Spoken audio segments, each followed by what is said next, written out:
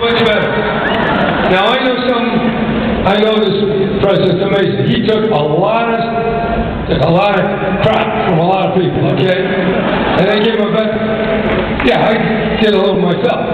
So, but remember, this is the guy that really persevered in the face of the most outrageous Republican opposition. And they all said everything's so bad and it was so good. Surplus, 22 million jobs. Yeah.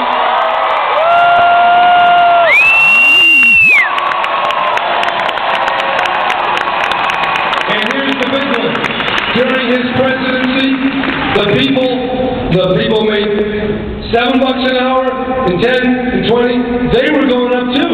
So it wasn't just the people at the top, it was the people at the bottom had a chance to the American dream. And that's what counts. Franklin Roosevelt, one of our greatest presidents and Democratic presidents, said it isn't just how you treat the most powerful, but it's how society takes care of the least powerful. And that's our Democratic Party. That's our Democratic President, Bill Clinton. He's here.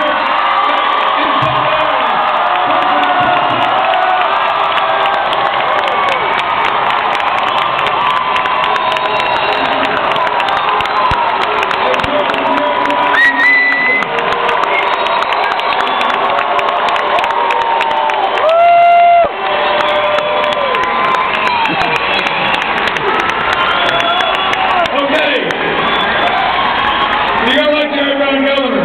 Yeah! Gavin Newsom, Senate Governor. Yeah! Thank you.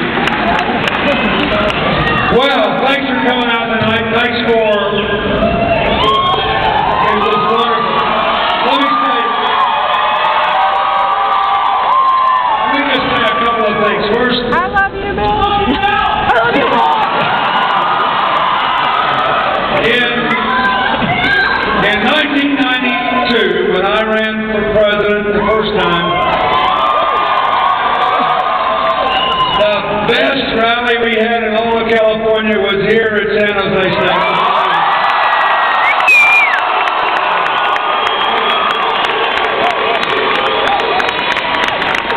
The students broke through the barriers, everybody was having a good time. And I formed an opinion about the energy of this place, the power of this place, the conviction of this place. Don't let me down. Carry Jerry Brown, carry Gavin Newsom.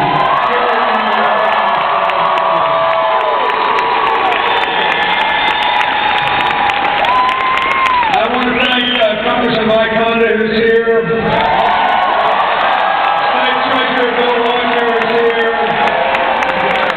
San Jose State MDM President Alex Warren, thank you very much for making us.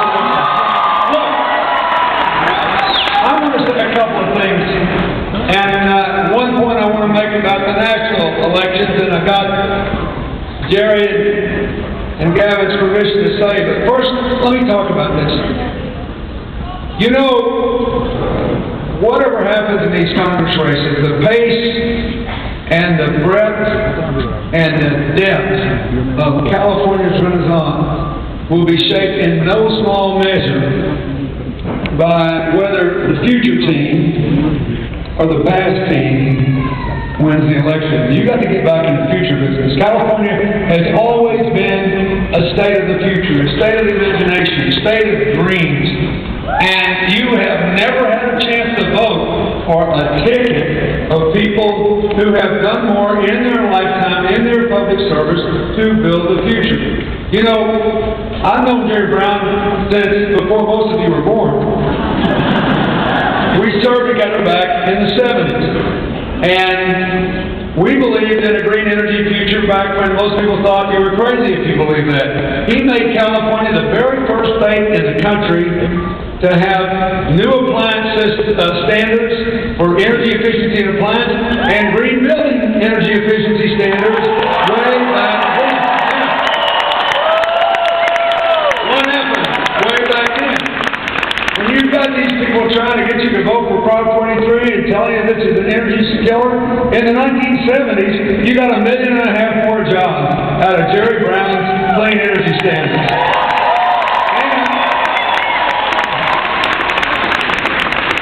We got something else too. As rough as this economy has been, because of what was done then, California's per person consumption of electricity is only about 55% of the national average. Otherwise, this would have been a much rougher economic downturn. So, Governor Brown, Mayor Brown, Attorney General Brown, he has always been on the side of positive change. You need to get back in the future business in California. You heard Gavin Newsom say that California that San Francisco is the first city in the country where every kindergartner gets a savings account that guarantees that when that person gets out of high school, they can go to San Francisco State. That's stunning. The only city with universal health care. And so many other things. But I think it's interesting, the contrast. Because his opponent has voted against the DREAM Act in California. Voted against your clean energy program. So their ticket is just as well matched as this ticket. You know, I've reached the point in my life where it's funny. I was thinking about Jerry Brown up there talking about how we all have an obligation to give. If I thought like the Republicans, I'd be for them, because if you give them to Congress, I'll make out like a bandit, because I make a lot of money now. But the problem is, I was raised in a home where nobody I knew had a college degree. I had people one generation older than me who I knew had higher IQs than I did, but never had the opportunities I did. We were raised to believe if you were fortunate, you were supposed to give back to your community, give to the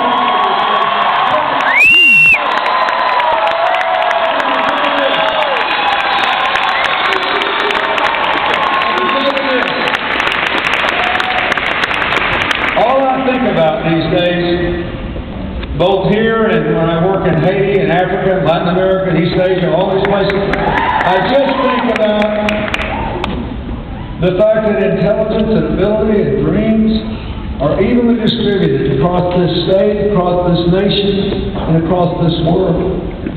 But investment, opportunity, organized opportunity, they're not evenly distributed. And whenever you let them get out of whack, you pay a terrible price.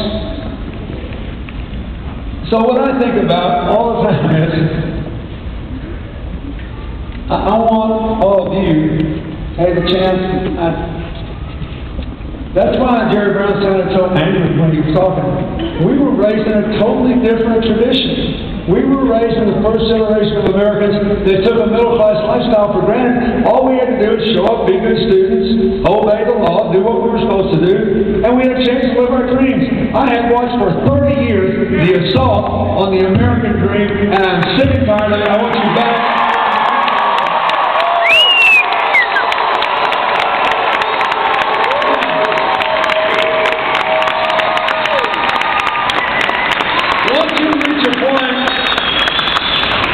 Where I am, and Jerry still, I'm in awe that he cares enough to want to be governor again. But I want to tell you something.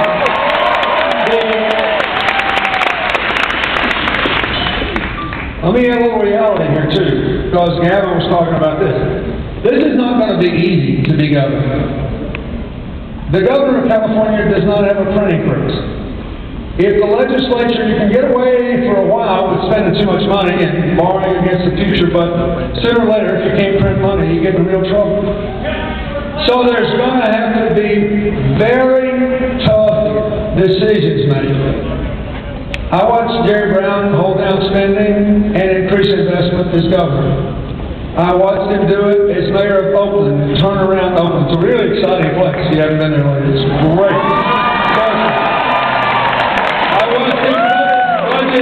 In the Attorney General's office and still increase the activity to help the people of California. Every time he's ever had a job like this, he's held down costs and increased benefits. And if you go to San Francisco and you hear all this talk about the education initiatives, the healthcare initiatives, you won't find anybody there who won't tell you that Gavin Newsom's giving them value for the taxes that they pay.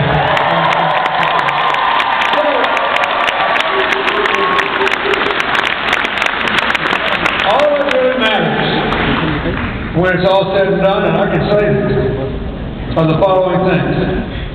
Are people better off when you quit than when you start? Do the young people have a brighter future, and are we coming together or being torn apart? If you can give the right answer to those three things, this country's going to be fine, and California's going to be fine. Now here's what I want to say to you about this. There is something going on in this country that no one talks about explicitly in rallies like this, and I want to be explicit. There's a reason people think that the Democrats are going to lose all these House seats. And the reason is you. I want you to listen to me. In 2008, we had a huge outpouring in America. And the people who voted looked like America and America's future.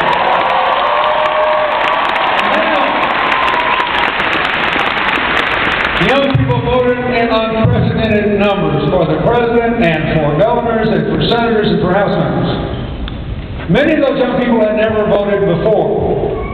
Many don't know why they should vote in a midterm election.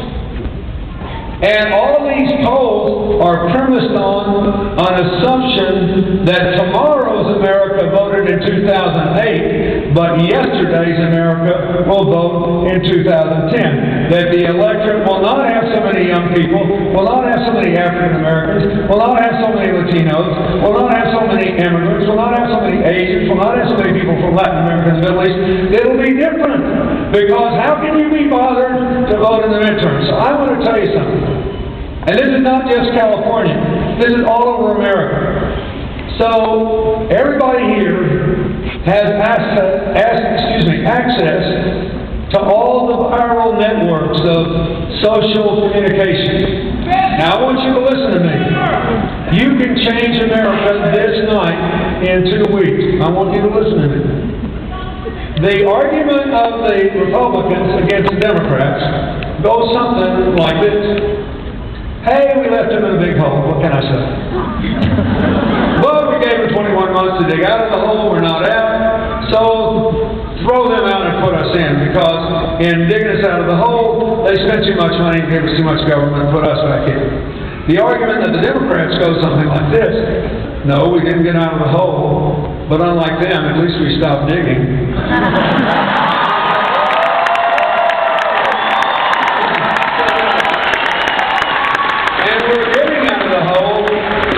And you gave them 8 years to dig this hole. We just like half that time, 4 years to get us out of it. And you'll see it's better to invest